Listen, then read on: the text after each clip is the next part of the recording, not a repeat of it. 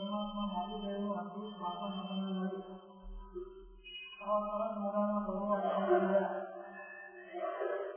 આ દિવાળીમાંથી એવા આનંદનો આપણને મળ્યા અને હૃદયને પવિત્ર કરી નાખે એવા પર્વો પણ આપણને મળ્યા.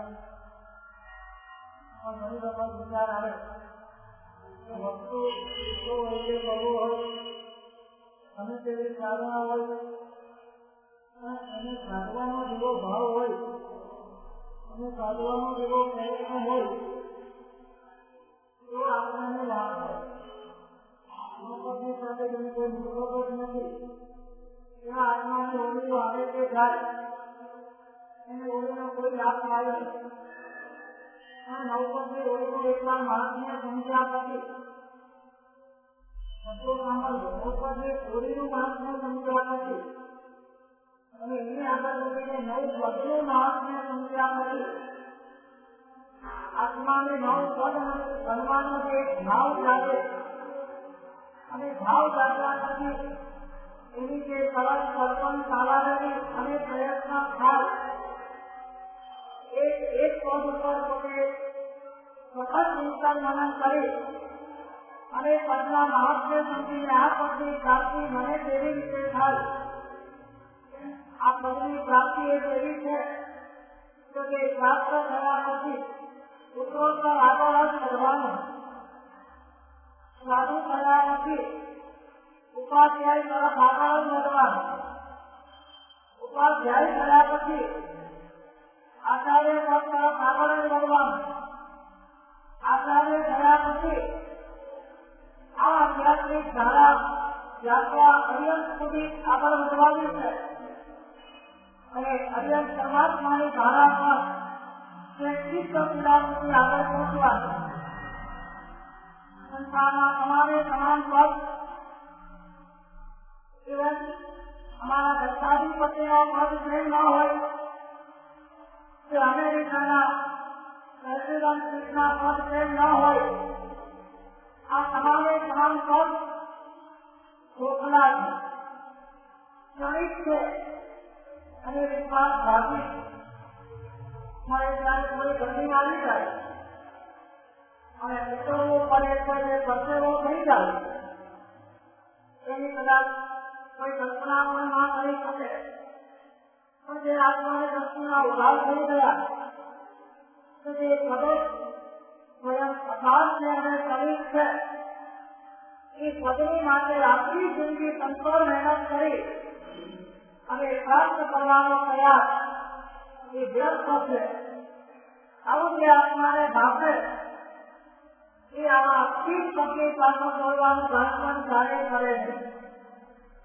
આપણી તો એક જ ભાવના છે પ્રચંડ પુણ્ય કદાચ પાપ આવે તો અનંત બનીએ અને અનંત ન બનીએ તો પણ સામાન્ય દેવતાની થઈને સિદ્ધ થઈ જઈએ એટલે વાત આપણી પૂરી થાય.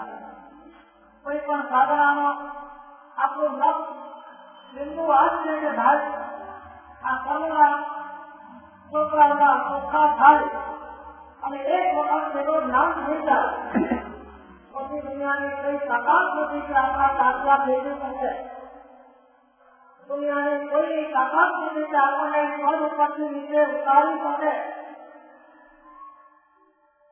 માણસ થોડો સમજદાર ઓછો હોય એવું લાગે માટે પદ માટે ધમ પછાડા કરતો હોય અને પદ મળ્યા પછી અંદર ભરો થઈ જતો હોય. આ પદ એક દિવસ જવાનું છે આવી તેને ભાન ન હોય આવા પદ માટેના ધમ પછાડા કરતો હોય અને પદ ઉપર બેસીને ભરત પદોરો થતો હોય.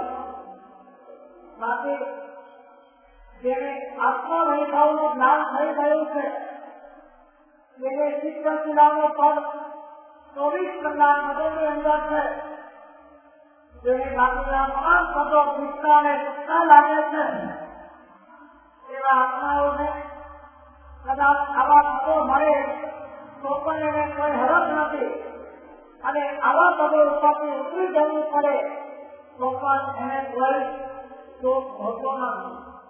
આપણને શોખ છે ન ગઈકાલે આપણે વિચાર્યું કે આપણે પણ ઘણી વખત રહ્યા છીએ, શરીરમાં અસહ્ય વેદના થાય છે અને આપણે રહ્યા છીએ. શું રહ્યા છીએ? કઈ કહેવાતું નથી, રહેવાતું નથી, પીડા બે નથી થતી. એક કાકા મારી નજરમાં હતા, લગભગ 78 વર્ષના હતા. હું એ બહુ લાઈવ વાત કરું છું, મારી સામે બનેલી ઘટના એના ઉપરથી મને જે ચિંતન થાય, એક બાજુ શાસ્ત્રમાં પદાર્થ અને બીજી બાજુ વ્યવહારિક આ ઘટનાઓને જોઈ અને જો અનુસંધાન થયું, મારી પાસે આવ્યા, આંખમાં જરા ઉનાળના આંસુ આવી ગયા. કરોડપતિ કાકા હતા અને આંખમાં બહુ વાત કરતા કરતા પાણી આવી ગયા. મેં કીધું, આ કાકા અને ધર્માત્મા છો, સમજદાર છો, સુખી છો, શ્રીમંત છો, બહુ પરિવાર છે, તમારા આટલા 4 છોકરા છે, એને ભોગવો છે, એના છોકરા છે. હવે આ તમારી આંખના આંસુ કોઈ કારણ અને તે મારો ભાઈ સાવિત્રા ગયા ને એની યાદમાં આંસુ આવે છે. હવે એટલું તેને હસી હશે, સાવિત્રા ગાડી તો થાય છે. એમ લોકો મારે એમ કહેવું કે 80 વર્ષે પણ આ સાવિત્રાની ભેગી એનો દુઃખ તો સતાવતો એને આંખમાંથી આંસુના ટુકડા પડી જતા હોય ત્યારે મને એક બાજુ એવું લાગે કે કેટલી દુઃખની વાત છે તે સંસારના નિમિત્તો માટે અને સ્વાર્થી વ્યક્તિઓ માટે. સ્વયંભૂ મન સમુદ્રને અનંતતા સ્વયંભૂ મન સમુદ્ર થઈ જાય એટલા આંસુ આપણે વહાવ્યા છે, પણ આપણા આત્માનું હિત તેનાથી થાય અને આત્માનું અહિત થાય છે માટે મને બહુ ઉત્સાહ થાય છે. એની માટે આપણે કોઈ દિવસ આંસુ કાઢ્યા નથી. રૂપિયા ગયાને નુકસાન થયું એના આંસુ કાઢે, પણ ગુનો ઓછા થાય છે ને દેશો વધે છે એના આંસુ કોઈ દિવસ કાઢ્યા હતા. બરોબર, ગુસ્સો આવે એ ગુસ્સો દોષ રૂપને મારા આત્માને અહિત કરનાર છે. બહુ ખોટું થઈ ગયું એના પશ્ચાતાપના આંસુ આખી જિંદગીમાં કોઈ દિવસ આવે ખરા?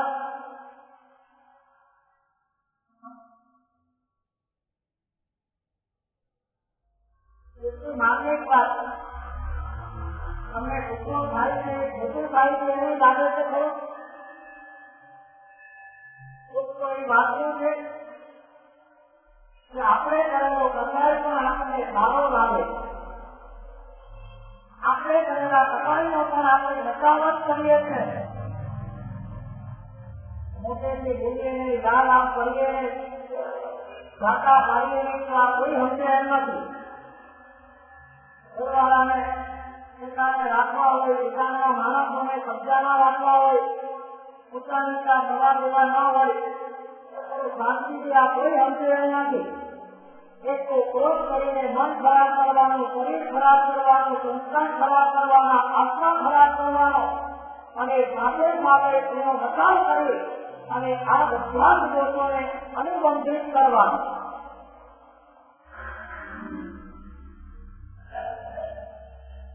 લોકો તે માત્ર કરવાના બંધ થાય છે અને લોકોના બચાવથી એ કરવાના અનુબંધ એટલે ઘર અને સમાજમાં એમાં પેદા થાય.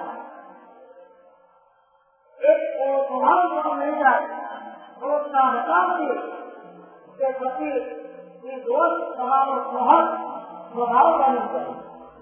અનુબંધ એટલે તમારે ક્રોધ ન કરવો હોય તો પણ થયા વગર ગઈકાલે વાત કરી કે આટલા મૂળ હતા પિતા મારા હતા પણ સાથે સાથે સમજદાર પણ સ્થિતિના 2 વખત કર્યાનો પુત્ર આપની અંદર પ્રથમ છે.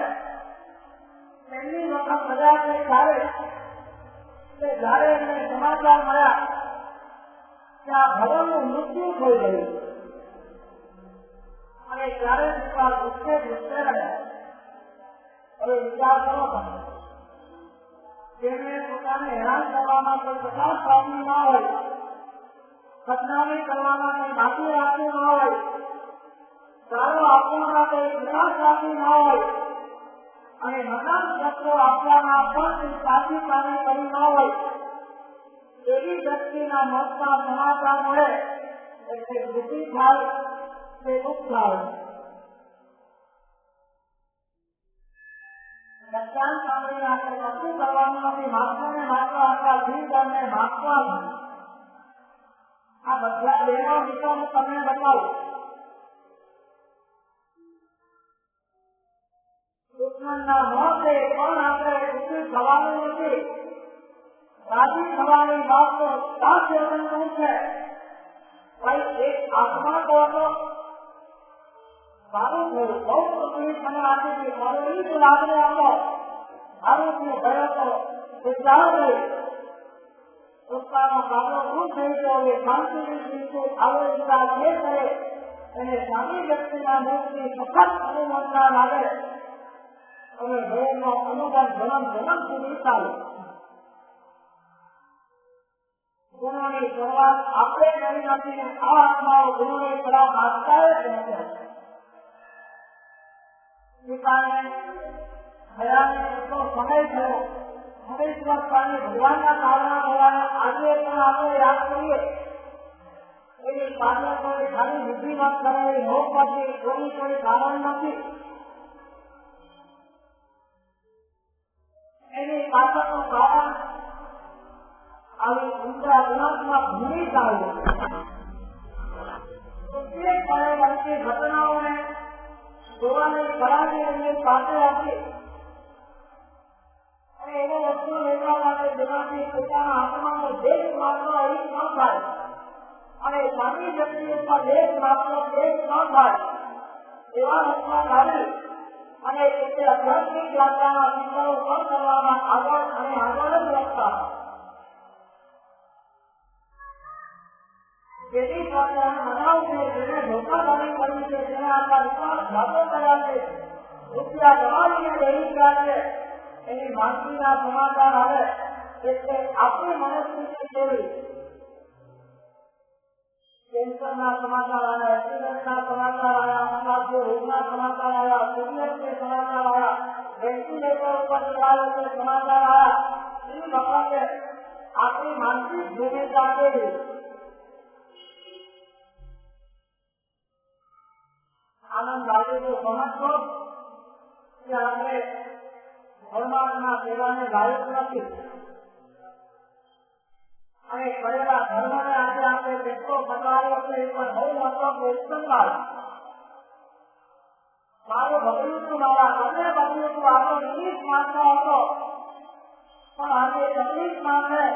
મારી ક્ષમતાને મારી સક્ષમતાએ કહે છે કે ભૂતકાળને દાળમાં ન રાખી અને આજે એની સાથે જે રહેત જોઈએ, જે સહજ જોઈએ, જે સંવેદનશીલ શબ્દો જોઈએ એને આપી દઉં. કારણ એક જ છે કે ભવિષ્યની અંદર પણ આ દેશને ગ્રહણ કરાવ્યા હતા. હવે શું ઉત્સાહમાં જેને વધાર્યું છે એની સાથે તમે જાઓ અને ખાલી એટલું જ કહો ભાઈ મારે લાગે હોય તો ખુશીથી જણાવજો. માણસે સવાલ માટે કલ્પના કરી દીધી અને તમે જઈને સીધા ઉભા. હા, એમાં એટલું છે કે તમારા અહંકારને તમારે ઉતારી નાખવો પડે, એના પર ધ્યાન આપો. તમે તમારા અહંકારને જીતો રાખીને જ્યારે પણ માની વ્યક્તિ પાસે જઈ શકતો નહીં. અહંકારને એવા બાજુમાં રાખી એના પર ભાવ આવી અને તમે જુઓ ને પછી જે પરિણામ આવે છે એ તમે જુઓ. ત્યાર સુધી માનવામાં આવે છે એને મારા પર ભેદભાવ અસ્થિતિ છે, બંનેની માનસિક ભેદ સમજવાથી. પણ જયારે વિગત આવે શબ્દોના આદાન પ્રદાન થાય ત્યારે ખબર પડે કે આ તમારી બહુ ભેદ સમજ હતી. મારા સંકટના સમયની અંદર આવી અને મને એટલી સરસ મજાના શબ્દો દ્વારા સાંત્વના આપે અને પછી એવો સંબંધોમાં જે વિકાસ પૂરી થાય છે જીવનમાં સારો આપો. આ સંબંધોમાં વિકાસ પૂરી કરવાની. કારણ કે વસ્તુઓ સાથે નથી રાખવાની. વ્યક્તિઓ જુદા ફોર્મની અંદર બળાત્કારમાં સાથે આવશે અને જેવા સંબંધો કર્યા હશે એની નવી જીવીને નવો ભાવ કાઢો ચાલુ થઈ જશે. અને આ મેળના આપી નાખ્યા હશે તો બંને બીજા ભાવના પુત્ર કરીને કામ સામે આવવા અને મોટું ચૂકે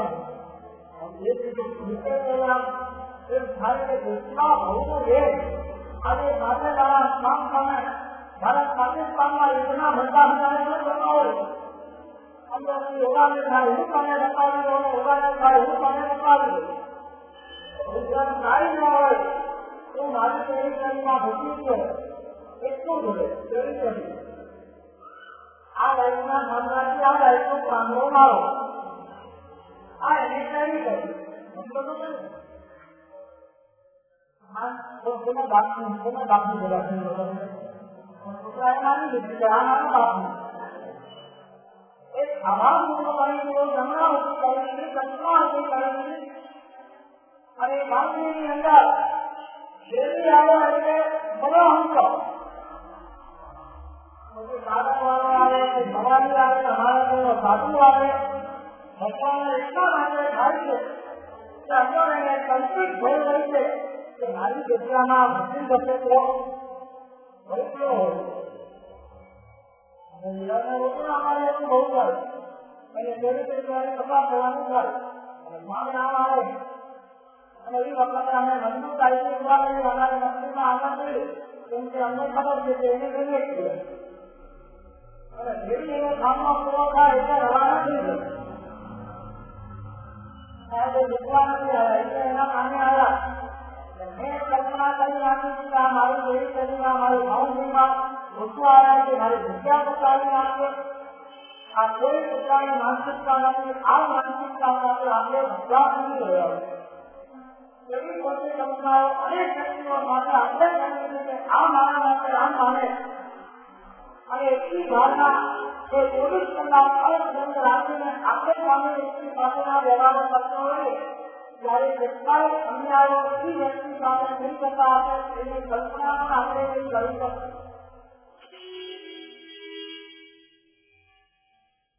જેને આપણા માટે હિત કર્યું છે સહ કર્યો છે આવા દાન કર્યા છે એવી વ્યક્તિના મોત સાંભળીને પણ આપણને દુઃખ થાય ગમે એવું જેમને આપણા ઉપર ઉપકારો કર્યા છે એવી વ્યક્તિના પણ ખૂબ સંપર્ક રોજ આપણે તે મોતને જાણીને આપણને હૃદયપૂર્વકનું દુઃખ થાય ગમે એમ કહું કે સંવેદન ચિંતા ભાવ ખૂબ દુઃખ થઈ ગઈ પ્રયાસ કરે છે વસ્તુ આપણે આટલું સંભાળો બાકી દુનિયામાં જે થઈ જાય છે થાય શું થાય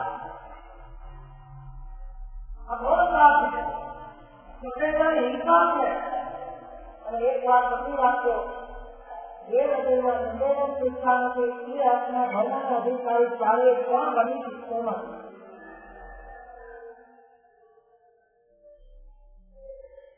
વચનોના મુદ્દે જે વિધિ થઈ શકતો નથી એ 14 રાજ્યોના જીવોના વિજયરૂપી થવાનું